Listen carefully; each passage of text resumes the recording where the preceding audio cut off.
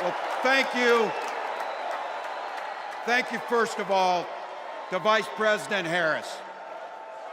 Thanks for putting your trust in me and for inviting me to be part of this incredible campaign. And a thank you to President Joe Biden for 4 years of strong, historic leadership.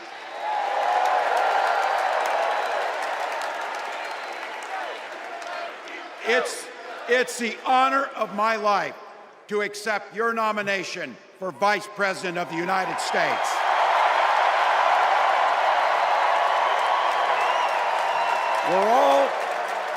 We're all here tonight for one beautiful, simple reason.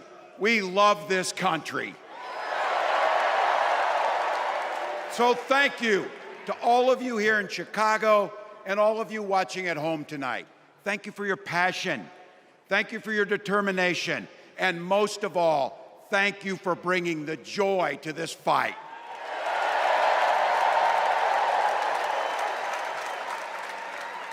Now, I grew up in Butte, Nebraska, a town of 400 people.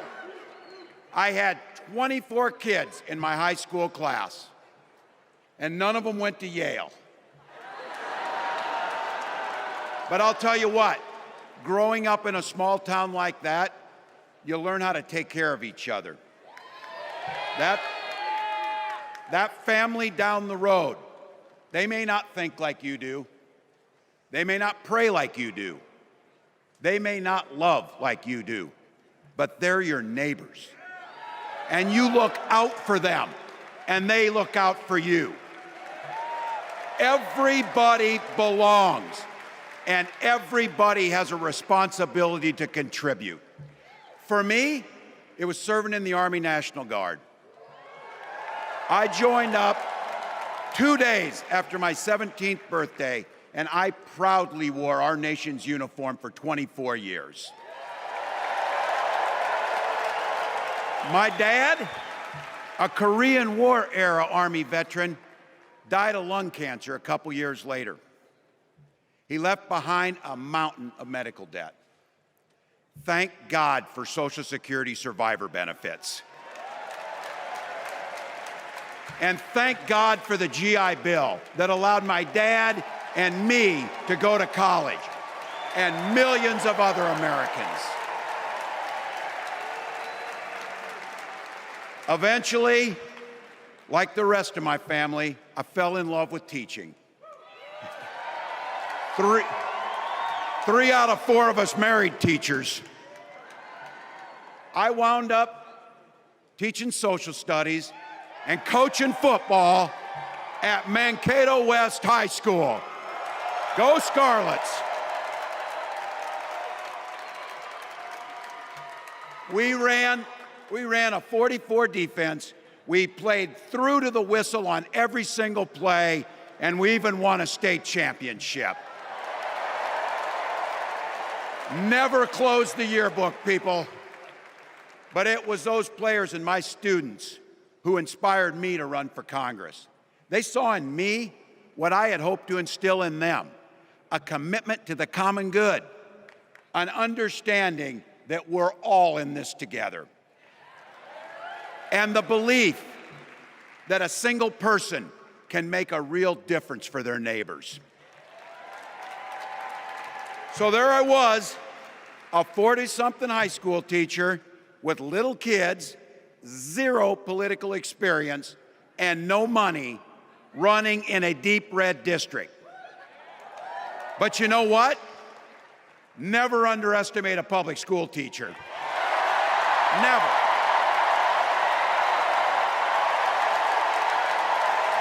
I represented my neighbors in Congress for 12 years, and I learned an awful lot. I learned how to work across the aisle on issues like growing the rural economies and taking care of veterans. And I learned how to compromise without compromising my values. Then I came back to serve as governor, and we got right to work, making a difference in our neighbors' lives. We cut taxes for the middle class. We passed paid family and medical leave. We invested in fighting crime and affordable housing. We cut the cost of prescription drugs and helped people escape the kind of medical debt that nearly sank my family. And we made sure that every kid in our state gets breakfast and lunch every day. So while other states were banning books from their schools, we were banishing hunger from ours.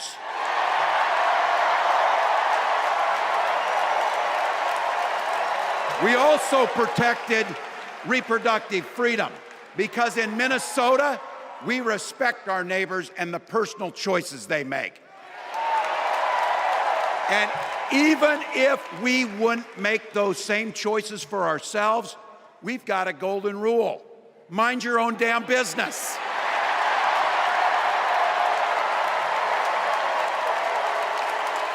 And that includes IVF and fertility treatments. And this is personal for Gwen and I. If you've never experienced the hell that is infertility, I guarantee you, you know somebody who has. And I can remember praying each night for a phone call. The pit in your stomach when the phone would ring, and the absolute agony when we heard the treatments hadn't worked. It took Gwen and I years, but we had access to fertility treatments. And when our daughter was born, we named her Hope. Hope, Gus, and Gwen, you are my entire world, and I love you.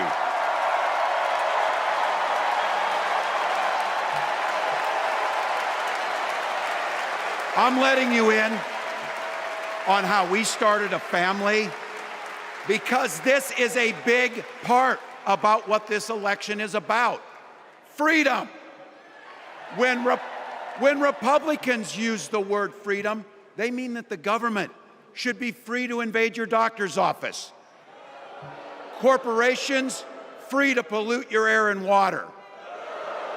And banks free to take advantage of customers. But when we Democrats talk about freedom, we mean the freedom to make a better life for yourself and the people that you love. Freedom to make your own healthcare decisions. And yeah, your kids' freedom to go to school without worrying about being shot dead in the hall. Look, I know guns. I'm a veteran. I'm a hunter. And I was a better shot than most Republicans in Congress, and I got the trophies to prove it. But I'm also a dad. I believe in the Second Amendment, but I also believe our first responsibility is to keep our kids safe.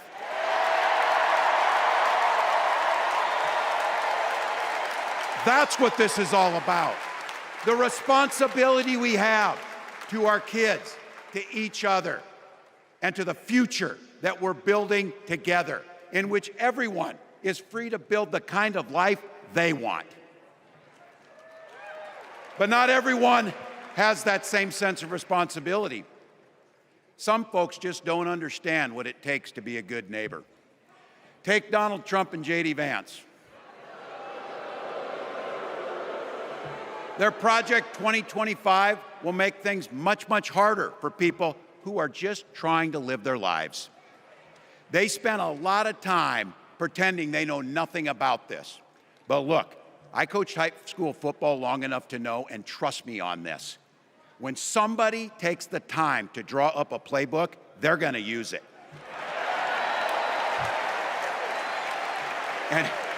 And we know if these guys get back in the White House, they'll start jacking up the costs on the middle class, they'll repeal the Affordable Care Act, they'll gut Social Security and Medicare, and they will ban abortion across this country with or without Congress.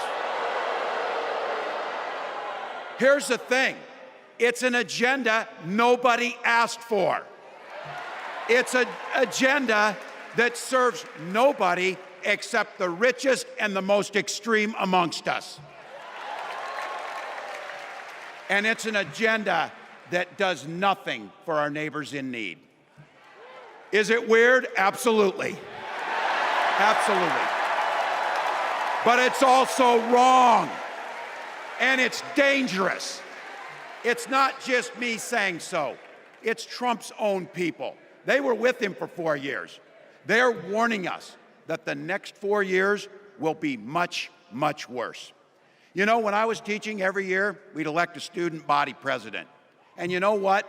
Those teenagers could teach Donald Trump a hell of a lot about what a leader is. Leaders don't spend all day insulting people and blaming others. Leaders do the work. So I don't know about you, I'm ready to turn the page on these guys. So go ahead, say it with me. We're not going back.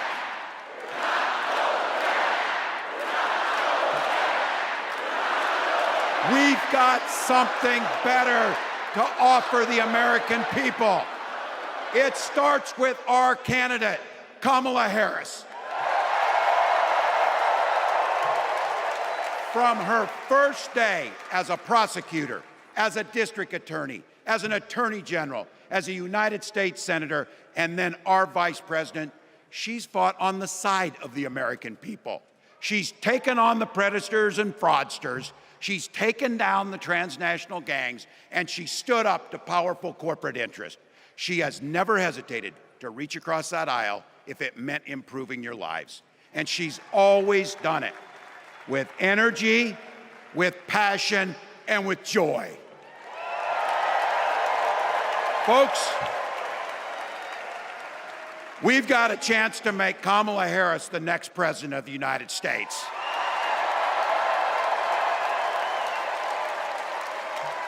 But I think we owe it to the American people to tell them exactly what she'd do as president before we ask them for their votes. So here, this is the part, clip and save it and send it to your undecided relatives so they know. If you're a middle-class family or a family trying to get into the middle class, Kamala Harris is going to cut your taxes. If you're getting squeezed by prescription drug prices, Kamala Harris is going to take on Big Pharma. If you're hoping to buy a home, Kamala Harris is going to help make it more affordable. And no matter who you are, Kamala Harris is going to stand up and fight for your freedom to live the life that you want to lead. Because that's what we want for ourselves, and it's what we want for our neighbors. You know, you might not know it, but I haven't given a lot of big speeches like this. But I have given a lot of pep talks. So let me finish with this, team. It's the fourth quarter. We're down a field goal, but we're on offense and we've got the ball. We're driving down the field. And boy, do we have the right team. Kamala Harris is tough. Kamala Harris is experienced, and Kamala Harris is ready. Our job for everyone watching is to get in the trenches and do the blocking and tackling. 1 inch at a time, 1 yard at a time, 1 phone call at a time, 1 door knock at a time, 1 $5 donation at a time.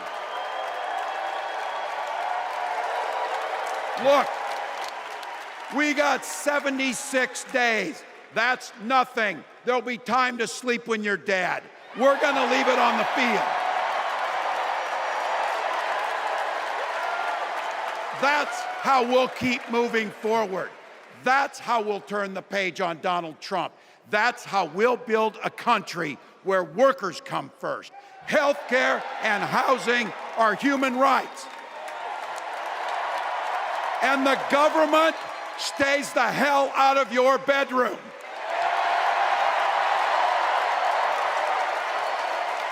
That's how we make America a place where no child is left hungry, where no community is left behind, where nobody gets told they don't belong.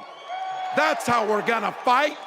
And as the next president of the United States always says, when we fight, when we fight, when we fight, thank you. God bless.